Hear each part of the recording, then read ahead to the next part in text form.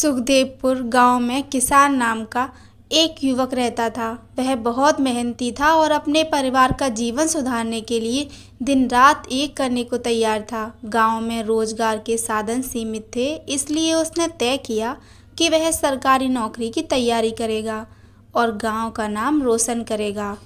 किशन ने शहर से किताबें मंगवाई और एक कमरे में खुद को बंद कर लिया।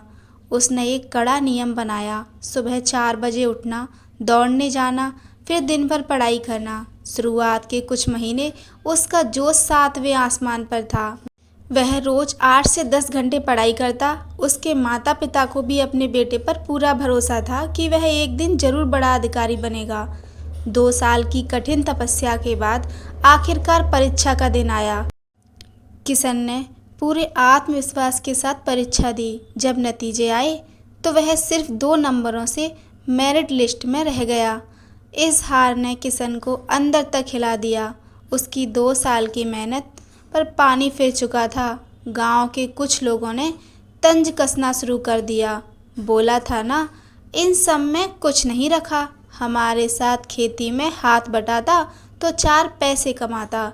लेकिन किशन के पिता ने उसके कंधे पर हाथ रखा और कहा, बेटा हिम्मत मत हारना। जो कमियां रह गई हैं उन्हें सुधारो और एक बार फिर से पूरी ताकत से कोशिश करो।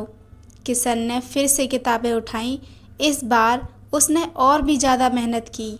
उसने अपनी पिछली गलतियों को सुधारा, रात रात भर जागकर मॉक टेस्ट दिए और अपनी कमजोरी को अपनी ताकत बना लिया। अगले साल फिर परीक्षा हुई। किशन को पूरा यकीन था कि इस बार उसका चयन पक्का है, लेकिन किस्मत को कुछ और ही मंजूर था। इस बार परीक्षा के कट ऑफ मार्क्स उम्मीद से बहुत ऊपर चले गए और किशन फिर से कुछ अंकों से चूक गया। इस दूसरी हार ने किशन का हौसला पूरी तरह तोड़ दिया। उसे लगने लगा कि शायद उसकी किस्मत में ही सफलता नहीं लिखी है। उसने पढ़ाई छोड़ दी और घर के एक कोने में चुपचाप बैठने लगा। उसका सुबह उठना, दौड़ना और किताबों से नाता सब खत्म हो चुका था। वह गहरे अवसाद में डूबता जा रहा था। उसी गांव के बाहर एक घने बरगद के पेड़ के नीचे एक बुजुर्ग मूर्तिकार रहते थे, जिन्हें लोग काका कहते थे। काका पत्थरों को तराशकर इतनी जीवंत मूर्तियां बनाते थे कि लोग दूर दूर से उन्हें देखने आते थे। किशन के पिता ने किशन की हालत देखी तो उन्होंने सोचा कि शायद काका की कोई बात किशन के काम आ जाए। उन्होंने किशन को किसी बहाने से काका की कुटिया के पास भेजा। किशन भारी मन से काका के पास पहुंचा। काका उस समय एक बड़े से काले पत्थर पर हथौड़े और छेनी से चोट कर रहे थे। किसान चुपचाप एक तरफ बैठ गया और उन्हें काम करते देखने लगा। काका ने जोरदार चोट की, लेकिन पत्थर टस से मस नहीं हुआ। उन्होंने दूसरी, तीसरी, चौथी लगातार कई चोटें की, पर पत्थर पर एक दरार तक नहीं आई। किशन ने कुछ देर देखने के बाद कहा, काका आप बेकार में इस कठोर पत्थर पर अपना समय और ताकत बर्बाद कर रहे हैं। यह पत्थर बहुत जिद्दी है, यह कभी नहीं टूटेगा और ना ही इससे कोई मूर्ति बनेगी। हार मान लीजिए। काका मुस्कुराए। उन्होंने किशन की तरफ देखा और बिना कुछ बोले हथौड़ा हवा में उठाया और उस पत्थर पर एक और आखिरी प्रहार किया। इस बार एक तेज आवाज के साथ वह कठोर पत्थर बीच से 2 हिस्सों में पूरी तरह टूट गया। किशन हैरान रह गया।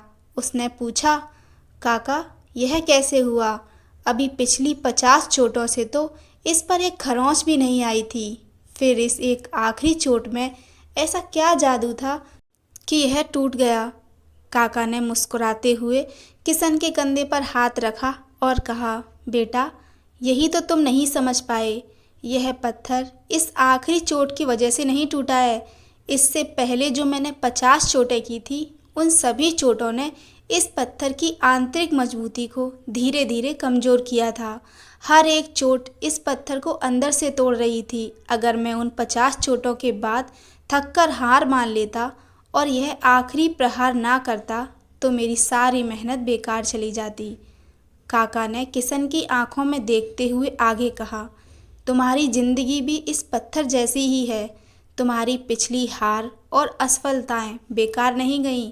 उन्होंने तुम्हें अंदर से मजबूत बनाया है, तुम्हें तपाया है और तुम्हें अनुभव दिया है। तुम सफलता के बिल्कुल करीब हो, बस तुम्हें उस आखिरी प्रहार की ज़रूरत है। अगर तुम अभी रुक गए तो तुम्हारी अब तक की सारी तपस्या मिट्टी में मिल जाएगी। काका की बातों ने किशन के दिमाग पर गहरा असर किया। उसे समझ आ गया कि उसकी पिछली 2 असफलताएं उसकी कमजोरी नहीं बल्कि उसकी ताकत थी। उन्होंने उसे सिखाया था कि परीक्षा में क्या नहीं करना है। वह उठा, उसने काका के पैर छुए और एक नए संकल्प के साथ वापस अपने घर की ओर चल पड़ा। अगले ही दिन से किशन की दिनचर्या फिर बदल गई। सुबह की ठंडी हवा में उसके कदमों की रफ्तार और तेज हो गई थी। उसने अपनी किताबों की धूल साफ की और इस बार बिना किसी डर या संकोच के पढ़ाई में जुट गया। वह अब परिणाम की चिंता नहीं कर रहा था, बल्कि उसे अपने आखिरी प्रहार पर पूरा भरोसा था। कुछ महीनों बाद फिर से परीक्षा की तारीख घोषित हुई। किशन परीक्षा हॉल में बैठा तो उसके चेहरे पर कोई तनाव नहीं था, बल्कि एक शांत आत्मविश्वास था। उसने पूरे ध्यान से पेपर हल किया।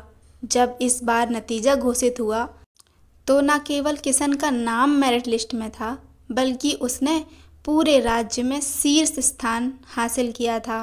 पूरे गांव में ढोल नगाड़े बज रहे थे। किशन सबसे पहले दौड़कर काका की कुटिया पर गया और उनके पैर पकड़कर रो पड़ा। काका ने उसे गले लगाया और कहा, देखा बेटा, अगर उस दिन रुक जाते तो आज यह दिन देखने को नहीं मिलता।